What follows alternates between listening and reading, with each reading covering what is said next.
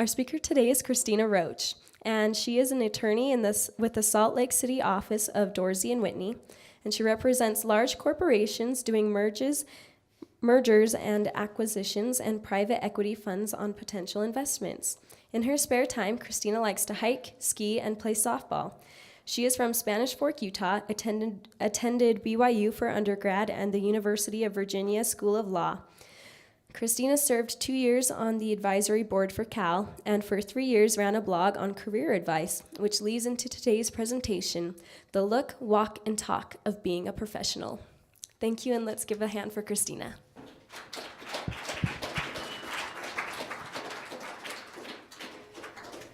So, hello, the room is small enough. I'm just going to talk to you instead of being tied over there. Are we okay with that? Today's lecture has the potential to be the most useful lecture you will ever attend in your undergrad. And I say that having been through 8 years of school myself. You ready? Professionalism, professionalism. When I say the word professional, what are some other words that come to your mind? Professionalism. Words. Tell me words. What words come to your mind? Business, competence. What other words come to your mind? Responsible, yes. Prepared, professional. What images come to mind when you hear professional? What images come to mind? Suit and tie. What? Dress. Dresses. Good. Dresses. Good. Good. Okay. Working? Good deal.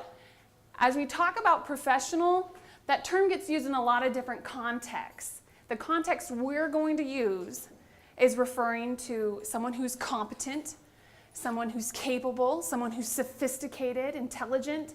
I'm speaking to you Cal people. Most of you are in Cal, right? Is everyone in Cal? Or you're trying to get into leadership, you're going to be interfacing with people who have been in their industry or in their professions for decades. And you're just some like scrawny little runt just fresh out of high school, or maybe you've been here a couple of years or something. But compared to these people you'll be talking with, their level of experience, their level of knowledge, and yet you're going to be interacting with them. Maybe you're applying for a job with them. A lot of what I say today will help you in your interviews, okay? That's probably one of the more formal situations that you'll be in as far as professional. Appropriateness is the word that we're also going to talk about quite a bit, because what is considered professional really is more, well, in the context, what's appropriate. Tiger Woods is a professional. A construction worker can be a professional. A doctor can be a professional, but what they say and what they wear and how they act, it's more about what's appropriate in the context. So we all there together? Let's think about an unprofessional setting, which for me is the beach. Not being a professional volleyball player, the beach. Okay, what are some of the things you will see on the beach? What do you see on the beach? Yes? Sand. What do you see on the beach? Swimsuits. What do you see on the beach? Sandals with toes. What do you see on the beach? Beach balls. What kind of colors do you wear to the beach? Bright. Yeah, we'll just leave it at that. Good. Bright. Bright colors on the beach. Even go down to the detail of the kind of fabrics. You don't necessarily want to take like your nice leather jacket, or would you? Would you take your nice leather jacket to the beach? I mean, this guy would. He's rolling up there in his Harley wearing his nice leather jacket. I'm sure. But you can think like you're in pretty satin dresses or something, like maybe not. You want something more cotton, something that you can just rumple or crumple and it can get seawater in it, no big deal. Let's go to an opposite situation. This is a courtroom. Bump, bump, bump. What kind of colors are in a courtroom? Brown and dark brown. What kind of, which sounds very terrible, doesn't it? What other, it's like a what? It's a little intimidating. You're going to run in your flip-flops and swimsuit? Judge, let's talk. I brought a picnic. Not so much. They're so more somber colors, textures-wise, a little bit nicer, a little bit finer. For many people, if they ever go to a courtroom, it's kind of a once-in-a-lifetime experience, hopefully. And it's the more formal situation. So I want you to keep that term in mind too, of there's formal and informal, okay? We had said earlier, what is the image of professional? Suit and tie. So first we're going to try and break down, guys, this lecture is going to seem a little bit scattered because when we talk about principles, there's so many different ways to approach professionalism. I've tried to lump it into 3 topics: the look, the talk, and the walk. The walk and the talk, something. The look of a professional. To come across, you're a young person, you're here at UVU, and how can you approach someone who's an ambassador from another country? Or how do you go into a job interview you want to get on as a summer intern with Goldman Sachs? Or how do you approach even a professor? You're trying to get an exception to something, or you're trying to persuade the board of trustees that such and such thing should be allocated. You want them to think of you as credible. You want them to think of you as trustworthy, as competent, as capable. So the look of professionalism matters. We talk formal and informal, and focus and distraction. Because a suit and tie is the look of a professional. They're both wearing suit and ties. Tell me about the man on the left here, this fellow. What's the first thing you notice about what he's wearing? For Pete's sake, it's orange. The whole darn thing. Do you know who the guy on the right is? Thank you. Quintessence. James Bond. Yeah? They're both wearing suits. They've both got ties. They both even have a little hanky-danky in the pocket there. But man, if you're going to hire somebody to be your accountant, or if you're going, you think about, from my perspective, I've done hundreds of interviews with people trying to get a job at a law firm, okay? So these 2 people come in and they're telling me their answers and whatnot. How am I going to remember the guy on the right as the guy in the orange suit? Some people might say, yeah, I want to be the dude in the orange suit. That's how I want you to know me. Chances are if they were both wearing the exact same thing, I'd have to remember them by their experience or by how our interaction was or something that really impressed me about what they said. So you can control, what I'm getting at is you can control the focus, how people remember you, what people's first impression is of you. When something is distracting, such as this bright orange color of a suit, our minds just naturally, no matter how many times I've done an interview, our minds will naturally go to the thing that's distracting. Here in this example, so we toned the color down. I toned the color down. They both have basically the same color on. Do you notice? Well, let me rephrase. What is the thing you notice about the lady on the right? My eyes go immediately to her face. The lady on the left, I actually notice her earrings. The thing, here's a little detail. If you're wearing bobble earrings, when you move your head, your earrings are going to move. And my eyes are going to go, whoop, whoop, whoop, whoop, whoop, watching those earrings bobble. What about other accessories? Their hands. See how one has a bracelet on? Warning about wearing bracelets or rings or bangles or big watches or things. If it moves, it's going to move, and I'm going to see it. If it jiggles and wiggles and boggles and bangles, I'm going to hear it. And if you sit there and twist it and twist it and twist it, you guys ever done that? Have you ever had a ring or something and you're like playing with your, oh yeah, right? Dude, knock it off, right? You cannot do that. If you're wearing one, very tasteful bracelet or very tasteful watch or very tasteful ring, that's fine. Unless you're doing this the whole time we're talking. Unless you're, keep adjusting kind of thing. Because it distracts from what we're saying. You want them to focus to be on the message, not on what you're wearing per se. One more example. When we talked about formal and informal, so these 2 people are wearing roughly the same thing, something very similar. They both have a belt. They both have pants. Roughly the same thing. This on the right, do you see how she's a little bit more formal? Her blouse is satin. Sorry, microphone. Blouse is satin. The belt's slender. Everything is more tailored. That phrase being tailored means it conforms to the person's body. The one on the left, do you see how it's casual? The pants are rolled up. I think they might be made of denim or something. The belt's hanging there, dangle bajangle. So there are times when it might be appropriate to wear either one of these outfits.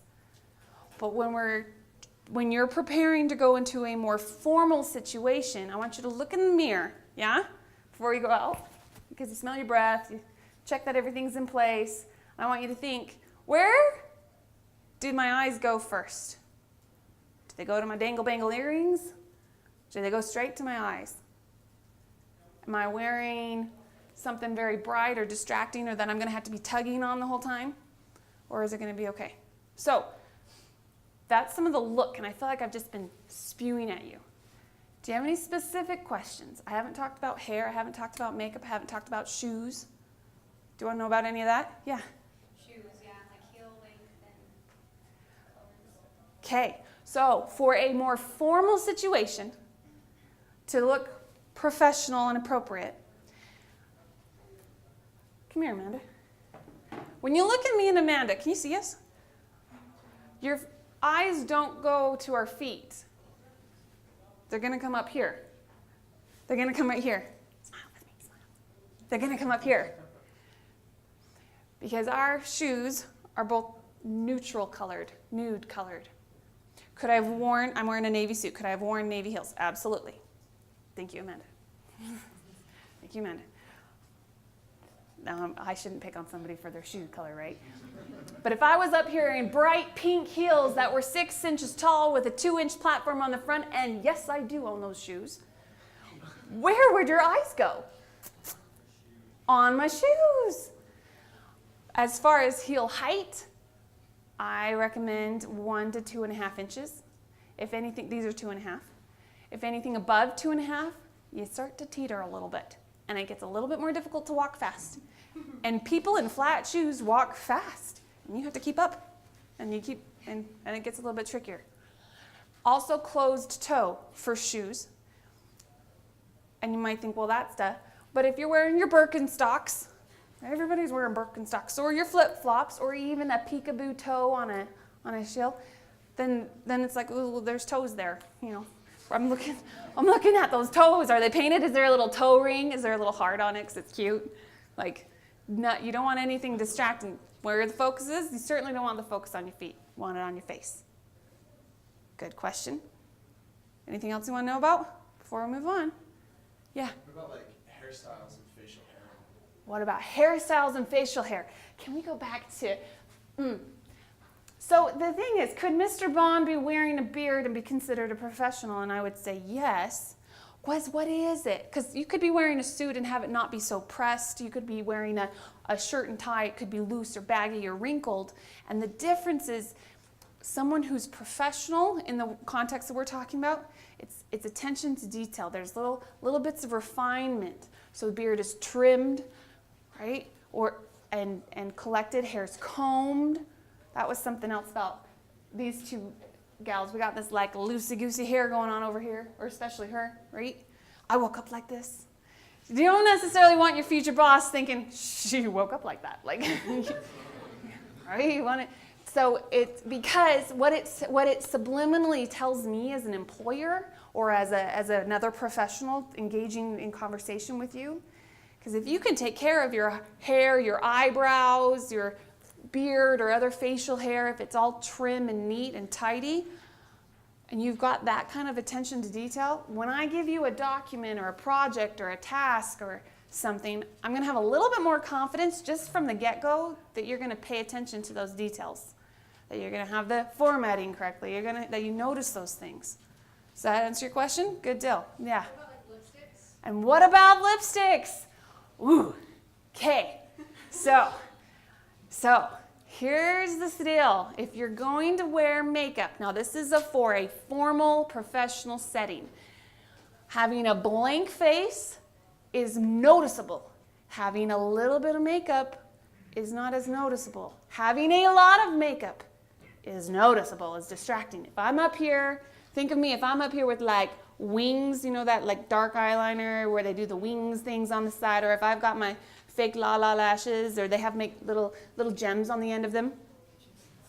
Granted, your eyes are going to be up here on my face, but they're going to be like, are those blue gems on the end of your eyelashes? That's kind of an extreme example. Scary thing with lipstick in particular, how often does it get on your teeth?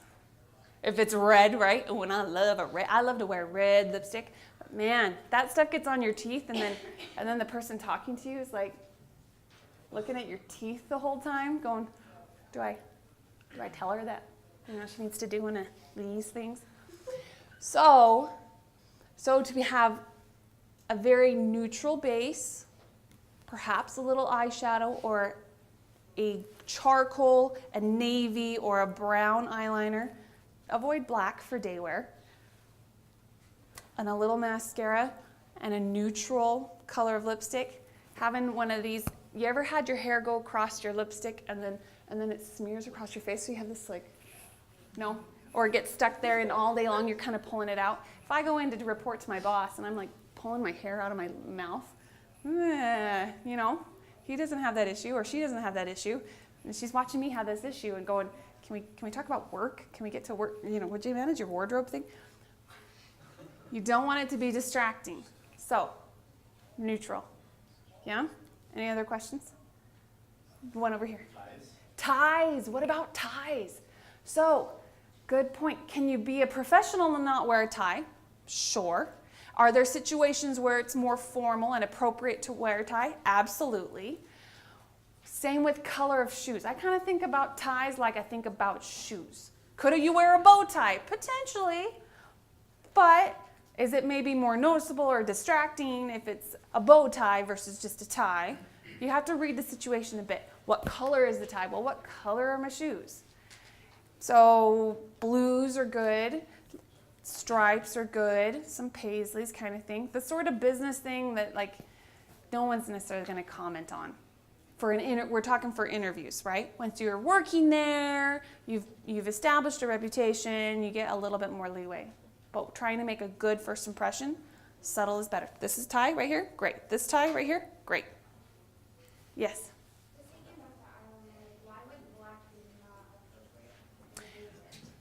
So the question is, why would black eyeliner not be appropriate? Let's just say it's a little bit dangerous. Or it's more noticeable, especially if you're fair-skinned. It definitely stands out. It's more dramatic. Because what's the difference between going to the beach, going to the club? If you're going to go to the club, ooh, I'm going to put on the smoky eye look. And I definitely need black eyeliner to emphasize where my eyes are. If all you've got is black and, you know, you can, the thickness matter, yeah. Yes. So she said thick and bold versus light or subtle, or if anyone's taught you the technique, sorry for all those folks who don't wear eyeliner and you're learning so much right now. But if you put it on with a pencil versus like a pencil is a softer look, and you're able to put it on and smudge it a little bit with your finger so it softens it. That's what I would recommend doing if you only have black, and that's fine. What if you don't want to wear eyeliner in general? So that's okay too. Yeah. I'm not going to cut you off because you're not wearing eyeliner. Absolutely. So trying to be appropriate with it. Yeah, is all we're getting at. Yes? What about tattoos?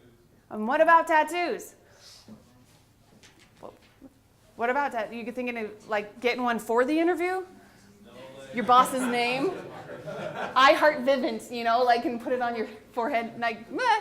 So I think about when someone comes at me who has tattoos, I think, like, what is the role I'm hiring them for, and is it distracting or not distracting? Is it just, you know, I don't have a great response for that one. Thank you for the question, so I can go think about it. I'll go think about it. Any others? We're moving on. We're moving on. Okay, the walk. I need 3 brave volunteers. 1, come on up. 2, come on up.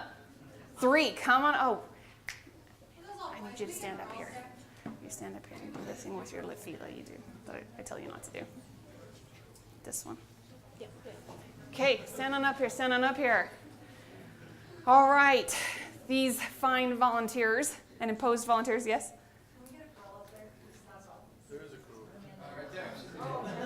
I've got 1. Is that okay? All right, so just freeze as you are, if you will, for a minute. Don't change your stances. You just changed. Don't change your stances. So these 3 brave volunteers. When we think about our body language, our standing, our sitting, our walking, it can convey a sense of confidence, or it can take away a sense of confidence. I called these folks up out of the blue, and there's always this question of, where do you put your hands? Where do you put your hands when you're standing in front of a crowd or you're going up and meeting somebody for the first time? Natural inclination is to protect ourselves. To protect ourselves. You know, this folding your arms in front of you, or, you know, even one of these up here like this. It's just kind of protecting ourselves. Oh, hey, you know, protecting ourselves. That's our natural inclination. It's totally fine. Or it's like, well, you know, like, gotta do something. I'll just hide them. I'll just hide them. Also, very natural to hide. To think, you know, be strong. Or in particular, if you're in the military, and this is actually like hanging out, right? Restful when that's cool. But so if we were at a convention, say, or you're walking up into a networking circle, or you're standing in front, you're doing an interview and having to stand in front, I want y'all to roll your shoulders back. I'm sorry, I need to point out one thing about Amanda. Thank you, Amanda. Can you see her feet? She's got her ankles crossed. She's doing like this scallop on the screen. Do you see this? If I came, don't die. How strong is that stance? That's not strong. And it's unfortunate because when you look in most magazines, especially like the ladies' attire section, whatever, the gals will always have these, what are they doing with their feet? Who stands like that, you know? And it's like supposed to be like or they're bent funny, trying to be alluring. I'm in a pantsuit and it's sexy. Like, no, don't go there. So, standing with your feet shoulder width apart, roll your shoulders back so you're nice and tall. Kind of feel like you're being pulled from the top. And rest your arms at your side. This is called actors neutral. If you've ever done drama or theater, they teach you this thing called actors neutral. Are you going to push me over? No. Am I trying to make a statement? Am I being aggressive? No. I'm just in neutral. If you've not done this, or if the feet crossing thing has been your habit, I recommend, honest to goodness, go home and practice just standing. When you're talking with your friends, just stand. Because if you can get comfortable standing, you can be comfortable talking with people. And it kind of feels weird a little bit, right? You want to protect yourself. I want to go into my little thing. But if you're a bit more open, studies show that open body language is more inviting. People are more inclined to come want to talk to you instead of like, oh, she's on her phone over here kind of thing. Thank you. Go sit. Thank you. Great job. Great job standing. Great job standing. So when we've mentioned standing, let's quickly mention sitting. Take note of how you're sitting right now. What's your spine doing? What are your shoulders doing? Where's your neck? Where's your head? Where's your legs? Where's your feet? Just kind of take a stock of that for a second. And it might be hard for some of you to see me. But if I'm sitting in an interview situation, I want to show I'm engaged. So just humor me with this. Put both your feet on the floor. And for those who are not with us, that means everyone just put their feet on the floor. Scoot 2 inches away from the back so your back's not quite resting. It means you kind of got to sit up a little bit. And just rest your hands in your lap. Man. Do you suddenly feel like you're with me? You're a little bit engaged? You're almost kind of leaning forward? You don't have to go protect yourself or slump backward. This position you're in right now is sort of the actor's neutral of sitting. It shows you're ready to talk, you're engaged, you're not making any kind of statement. Because, man, if I'm like doing one of these, or especially if there's arms on the chair, man, if there are arms on the chair, and I'm leaning on the arm with my thing, my shoulders do this, it just makes me a little squampy, and the person across from you, again, distracting. Any questions about standing or sitting? There was a comment back here. What's wrong with just leaning a little bit like that? And just if you're facing your opponent, why is that? To lean. To lean if you're facing somebody. Why is it bad to lean if you're facing someone? So we're trying to show how in an interview situation, so context being a little different, right? Having to read the context. And so I wouldn't say that there's anything bad. Do we understand the context as meaning like of an interview if you're sitting across from someone who's interviewing you? Oh, if they're over there, then you got to read it. If they're not across from you, then of course you're going to lean so you can talk to them. Of course. Yeah. Yeah? Oh, my favorite thing. So we said about how it reflects confidence, but it can also affect our confidence. It can actually create confidence. Have you heard of this woman named Amy Cuddy? Have you seen her TED Talk about power poses? Oh, well, if everybody's seen it, then I guess we don't need to talk about it. Has anybody not? Good. You people. This is going to be life-changing. Amy Cuddy. She's a professor at Harvard, did all this research. So when I go to give a presentation, let's talk about one of my first interview settings. Huge law firm down in Houston doing oil and gas, billion-dollar transactions. I'm trying to get a job there, true story. I go in for a second call interview, 6 half-hour interviews back to back to back. Okay? Exhausting, and I'm like a little nobody, right? And these powerful people, and I don't know what I'm going to say or how they're going to grill me or what's going to happen. So I had heard about Amy Cuddy. I knew about this. I go into the bathroom, and I closed the door, and I stood like this with my little superhero pose. And, no one could see me, so it didn't necessarily matter. And I superwomaned it. Womaned it. That's now a verb. Superwomaned it. And I breathed, and I said things to myself like, I'm going to rock this. I got this. I am so good. So just humor me. We're all going to stand up. And you're going to superwoman it with me. Put your hands on your feet apart. Nice and tall. You've seen this type of woman? That chick is like amazing. And the idea that if you're nervous about a situation, and whether it's a class or it's something intimidating, you're giving a big presentation, put your hands on your hips or up in the air if you're a Superman instead, or if you're like Spider-Man, or I don't know what Spider-Man stance is. Pick your favorite superhero, and for 30 seconds, and what's literally going on in your brain is chemicals are being released that will give you more confidence, that will help you feel stronger, more powerful, that like, you got this. So, you feel a little bit better? Now you're going to sit down and sit up straight. I'm sure you are. Any other questions about that? We're moving on to the next section, yeah? Cool. The talk.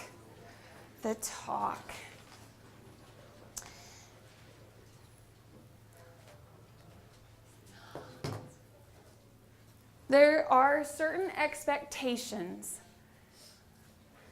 when it comes to communication among professionals that if you don't know these rules, it's going to be really obvious to the person on the other side. Let's start with an email. Okay? So this is a part no one had explained to me. I've been in practice for 4 or 5 years now, and I finally have caught on. In an email communication, when I'm reaching out to somebody that I haven't talked to before, especially that I haven't talked to before, I always start out with, hi, Megan. Hi, Gary. Hi, whoever. I am working with Elaine on this IPO. he asked me to send you these documents. Please attached, please find bullet point, name of document, bullet point, name of document, bullet point, name of document. Please let me know if you have any questions or comments. Thank you. My name, signature block. Full sentences, formal addresses. It's even a little bit friendly. Sometimes we say, Dear Mr. So-and-so, but that's usually when we're sending a letter. Explaining who you are, what you're about in brief, making sure there are no typos or misspellings, using a tone that is cordial, is warm, but not, hey, exclamation points. Because then I read that and I hear in my head, hey. And maybe you didn't necessarily mean it that way. But whenever you're dealing with someone, even if it is someone you've become familiar with. So I have a paralegal, and she's young, and she does an amazing job with this. Every time she writes me, Hi, Christina, you asked me to send you this. Please find it attached. This was the problem. This is my proposed solution, or would you like me to do it this way? Thank you, Sarah. Very concise, but the tone of it, yeah, question? Do you always do like a first name and a last initial, just a first name? How do you close that? Do I do first name, last initial? How do I close that?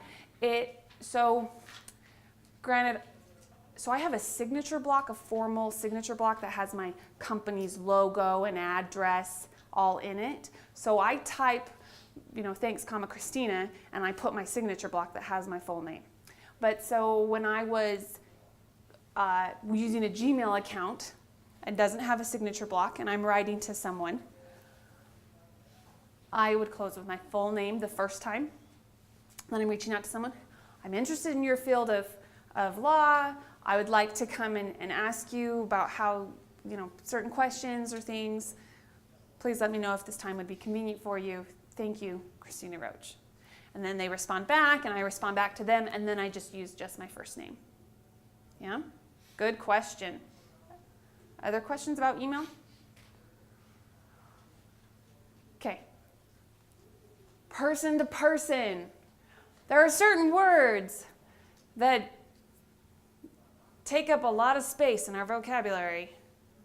Like,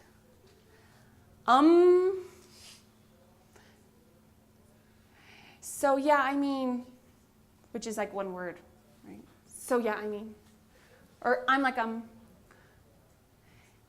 you can get rid of that fluff.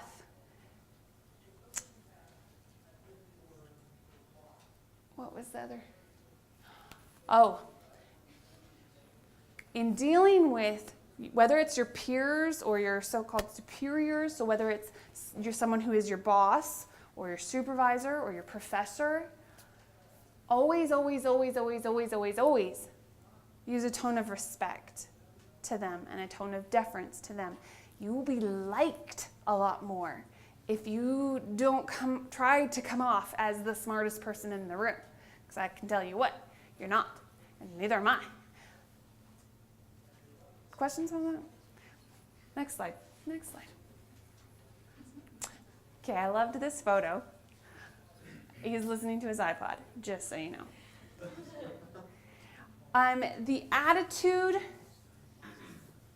The attitude of a professional, of someone who is competent, confident, credible, capable, lots of other words that start with C, professional, okay?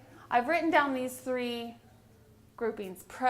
Preparation, an attitude of preparation. What do you think I mean by an attitude of preparation? There can be multiple ideas, but let's hear a couple. What does that look like? How does it manifest itself? Arriving early. Thank you. Oh, thank you. Do you know how much a lawyer bills out per hour? I track my life in 6-minute increments. Don't go to law school. I track my life in 6-minute increments, and each 6 minutes charges the client. So when we have a meeting, if I'm late, I've just lost money. Can you think of it like that? If you're the first one there, you have an advantage already. You know the layout of the room or of the building or who's coming and going. You've already made friends with the receptionist. You've already got your validation so you can move on to your next thing. Being on time, being early, huge, huge. Attitude of preparation. Other ideas, what that looks like, how that manifests itself. Yes? Before going into a job interview, I've always heard that you should review your resume so that when they ask you questions about your resume, you're not thinking like, oh yeah, I wrote that a while ago. Yes, very good, very good. She talks about reviewing your resume before you, I'm repeating for the thing, reviewing your resume before you go into a job interview, knowing what's on there, knowing the documents. You can look up who's going to be interviewing you. You can find them on LinkedIn and do all sorts of stalking and know that their favorite team is also your favorite team, and that gives you something to talk about. Or they also went to that school that you want to go to someday or whatever. You can find things in common with them and know who it is. Doing your homework. Because if you come to me, here's another thing. Problems and solutions. When it comes to preparation, if you're doing a job, so you already work for me. Yeah? Yeah. And we have a good time. And I give you a project, and you have a problem. If you come to me and say, I've been doing the project and there's a problem, I want to say, and? I gave you the project. So you have a problem, what's the solution? So figure it out, yeah, right? If you can do anything to figure it out on your own, guess what? You should do that. If you've had a problem on our project, and she has tried this route and that route, and she's looked up these other research topics, and she's tried, to find this other thing, and she talked to so-and-so already, and she can't figure it out. She comes to me and says, Christina, you gave me this project, there's this problem, and I researched these things, and I looked up this topic, and I tried to find this other precedent, and I talked to these people, and I still can't figure it out. Do you know what she's just done? She has saved me from researching that topic and looking up the thing and talking to somebody and trying. She's done all that work that saved all that time, and it's eliminated those possibilities in my mind, because I'm no better than she is at solving the problem. I just delegated the assignment. I'm not smarter. I don't have all the answers. So working with, what's your name? Bethany. If she could come to me not just with the problem, but with some potential solutions, or at least she's eliminated potential solutions and is trying to brainstorm with me about what to do next, that's how professionals work together. No one's actually smarter than anybody else. I'm telling you the secret. Don't let anyone else know. Everyone is just as dumb. Okay? We're all equally trying to figure out this world and this life. Nobody knows anything more than you do. So we have to work together, trying to eliminate all the things, all the possibilities, all the problems. Good. Learner. The attitude of being a learner. How does that manifest itself? What does that look like, being a learner? Yeah? Asking questions is really important. Really important. I have nothing else to add to that. That's great. Asking questions is really important. The attitude of a learner. What else could that look like? Yes? The way you ask the question. Oh, the way. Now, tell me more about this. She said the way you ask a question. Instead of asking me like, this is a stupid question, but it could just be like, the question is this. Yeah. The way to say it. Yeah. You don't have to hedge about this. Well, that's a really stupid question. Yeah. Just let's just get to the question, what the point is. Yes? Sometimes we can talk about what you do now. I know that this is how it's supposed to work, or this is what I tried to do. However, I have a question on this, or is there another way to do this? Yeah. Yeah. Very good. The sort of specifying of it. Great. Great. Yes? Oh, and how many times have we heard that, right? But it's so true. Listening. The attitude of a learner means that you're always listening. When someone comes into an interview with me, if they can get me to do all the talking, I'm going to give them a job because I'm going to think it was a great conversation. This is terrible. It's terrible, but it's a trick. I learned to do this trick. I did over 200 interviews my senior year of law school. Literally over 200 interviews, informational interviews. And in each one, I got a little bit better at getting the other person to do the talking, that I could listen to them, that I could ask follow-up questions, that I could really seek to understand them. I built relationships because I listened. Very, very good. And humility. I just told you that nobody's actually smarter than you are. And you're not smarter than anybody either. Even if you become an expert at something, there's somebody else who's thinking on those same issues, same topics, going to have some insight that you can learn, that you can listen to, that you can improve upon. And you're not entitled to anything. When a professional is asking for your time or you're asking for their time, to really appreciate that, right? To show the gratitude. So how else? I meant to ask. See, I just got running all the talking. Let's do some asking. How else can you show? How else is it manifest an attitude of humility? What else does that look like? Yeah. Quick to take responsibility when you need to. Yes. Tell me your name. Savannah. Savannah, you are so on point. On point. Quick to take responsibility. That it's and whether it goes right or goes wrong kind of thing, like you gave me the project, it's my bad. Or it's my, like taking ownership of that. Love it. Yes. On the other side, if you're working with a team and someone else does something, you say they did this. Yes, giving credit where credit is due. Absolutely. Acknowledging your team members. That's not just about you. Nobody achieves success in and of themselves, right? Awesome. Other things about humility, how that might manifest itself.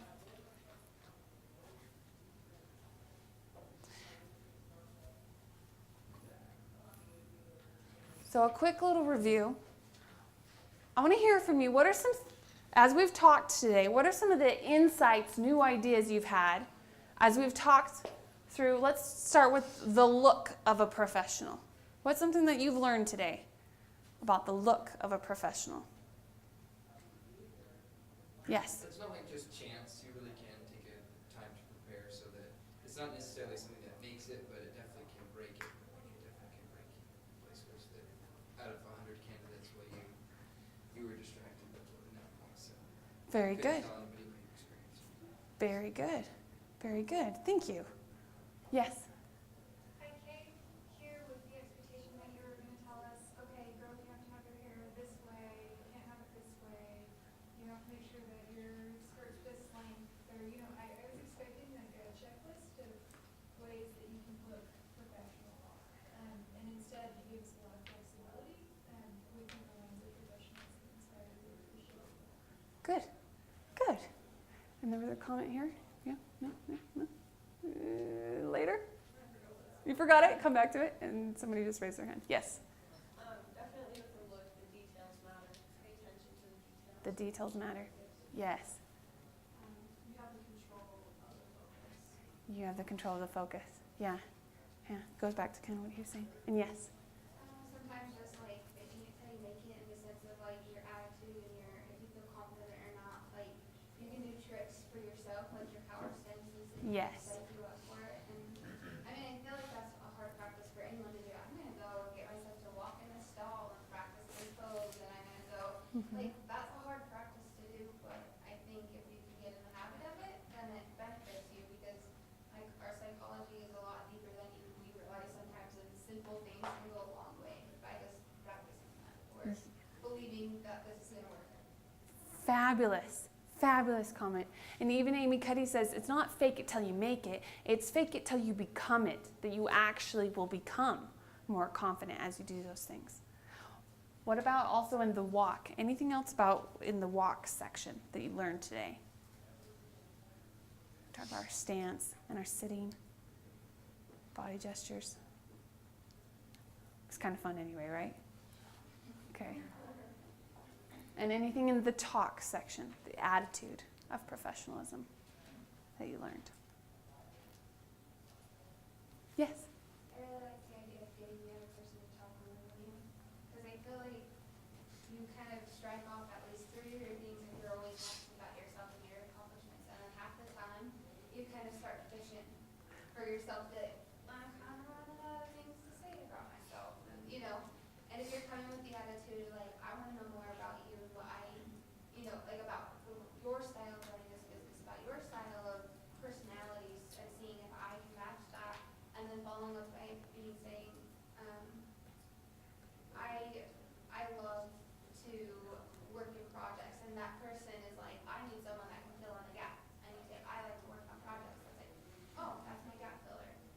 Yeah, yeah. Listening will give you a cue of what their problem is, and then you present the solution.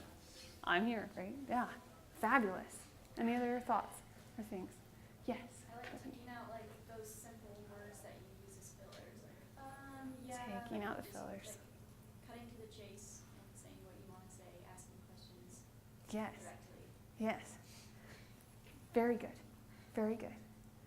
Because if you don't have something to say, just don't make noise. Awesome. I wanted to end at this time. So I'm going to say thank you. And we're done, yeah? Thank you.